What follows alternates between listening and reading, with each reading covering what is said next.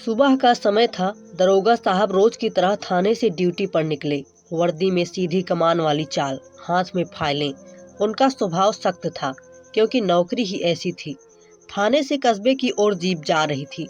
रास्ते में, बाजार में अलग अलग तरह की आवाजें गूंज रही थी। पापड़ ले लो पापड़, गर्मा गर्म पापड़, चने ले लो चने। तभी दरोगा साहब का ध्यान अचानक पापड़ वाली आवाज पर गया। पापड़ बेचने वाली की आवाज बहुत ही ज्यादा जानी पहचानी लग रही थी।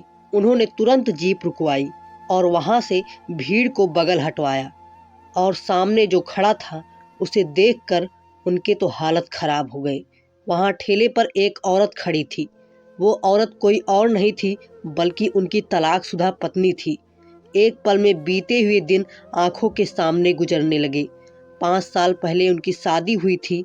उनकी पत्नी सुंदर थी, समझदार थी, लेकिन घर की कड़वाहट, झगड़े और गलतफहमियों की वजह से रिश्ता टूट गया था। दरोगा साहब ने देखा कि औरत के कपड़े धूल से सने थे, पसीने से माथा भीग रहा था, लेकिन चेहरे पर एक अजीब सी हिम्मत थी। वह पापड़ तल रही थी, राहगीरों को आवाज देकर बुला रही थी।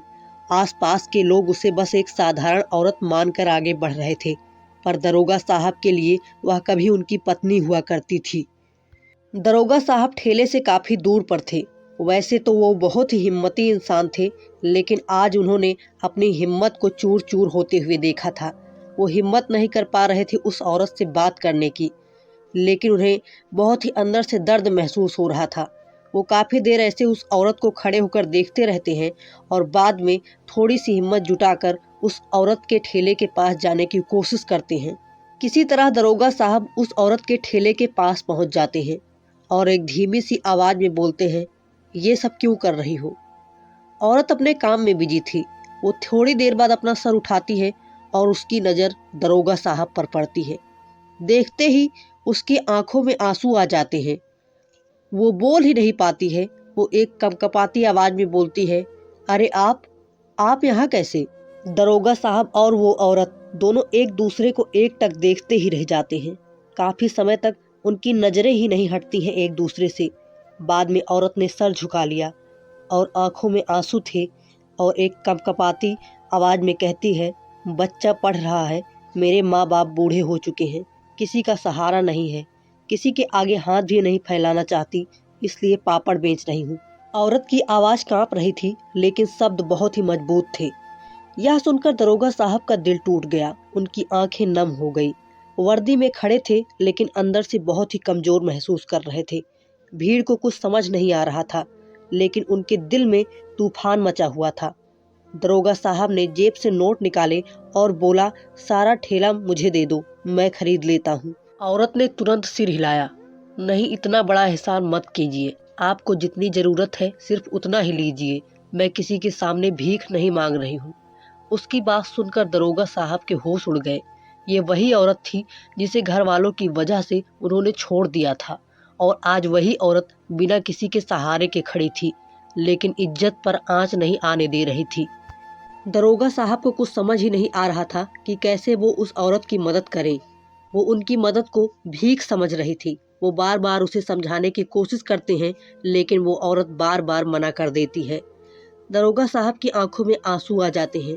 उनकी आंखों से आंसू निकलने लगते हैं। दरोगा साहब को देखकर वो औरत भी रोने लगती है, और रोती हुई आवाज में कहती है कि अगर आपने पहले ही मेरे हक के लिए लड़ा होता तो आज मुझे ये दिन ना देखने पड़ते। आज मुझे बाजार में खड़े होकर इस तरह से पापड़ ना बेचने होते, लेकिन आपने तो अपने घर वालों के कहने पर मुझे छोड़ दिया, और मेरे साथ साथ अपने बच्चे को भी छोड़ दिया।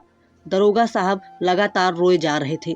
उन्हें कुछ समझ नहीं आ रहा था कि वो उस औरत को क्या जवाब दें। औरत ने यह भी कहा कि अगर आज मैं आपकी दी हुई मदद को स्वीकार कर लेती हूँ तो शायद मैं कमज़ोर पड़ जाऊंगी। आज मेरी आप मदद कर दे रहे हैं, कल कौन करेगा? मुझे अकेले ही अपनी परेशानियों से लड़ना होगा, और परेशानियों से लड़ना अच्छी बात है, इंसान मजबूत बनता है। दरोगा साहब का दिल बार बार यही कह रहा था कि वो उस औरत के सामने माफ़ी मांग ले और उस औरत को फिर से अपनी पत्नी के रूप में स्वीकार कर लें। वो यही सोच रहे थे कि अगर आज मैंने इसे छोड़ दिया तो मुझे पूरे जीवन पछताना होगा। इधर मैं अच्छे खासे पैसे कमा रहा हूँ, उधर मेरे पत्नी और बच्चे इतने संघर्ष कर रहे हैं। ऐसे पैसे किस काम के जो पत्नी और बच्चे के ही काम ना आ सके। इस बार दरोगा साहब ने हिम्मत दिखाई और अपनी पत्नी का हाथ पूरे भरे बाजार में थाम लिया। उन्होंने कहा, अब और नहीं, आज से तुम अकेली नहीं हो। घर वालों ने जो कहा मैंने मान लिया, लेकिन अब मैं अपने दिल की सुनूंगा और तुम अभी के अभी मेरे साथ चलो। दोनों के दिल में तेज का दर्द उठ रहा था, उनसे रहा नहीं गया। वो दोनों वहीं के वहीं एक दूसरे को गले लगाकर रोने लगते हैं। आसपास के खड़े लोग देखते ही रह जाते हैं।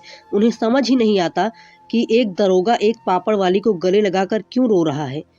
वहाँ के लोगों में हलचल मच जाती है। लोग एक दूसरे से पूछताछ करने लगते हैं। बाद में उन्हें पता भी चलता है। आंखों से बहते आंसू में राहत थी। भीड़ अब भी अनजान थी, लेकिन दरोगा साहब के दिल की FIR लिखी जा चुकी थी। आज उन्होंने अपनी तलाकशुदा पत्नी को फिर से अपना लिया था। ठेला वहीं रह गया और जीप आगे बढ़ गई। उस दिन दरोगा साहब ने अपनी जिंदगी का सबसे बड़ा फैसला लिया। उन्होंने समझ लिया कि वर्दी से बड़ा भी कुछ है, एक इंसानियत का रिश्ता। उन्होंने अपनी पत्नी का हाथ थामा और कहा, आज से तुम्हें कोई भी पापड़ बेचने की ज़रूरत नहीं है। तुम्हें अब किसी भी भीड़ में अकेले खड़े होने की ज़रूरत नहीं है। तुम फिर से मेरी जिम्मेदारी हो, मेरी इज्जत हो और मेरी पत्नी हो। पत्नी की आंखों में आंसू बह निकले, मगर इन आंसुओं में दर्द नहीं था, बल्कि सुकून और अपनापन था।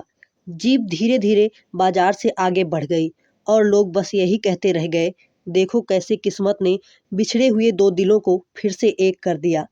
उस पल दरोगा साहब ने मन ही मन यही सोचा कि असली FIR वही है जहां टूटा हुआ रिश्ता फिर से जुड़ जाए।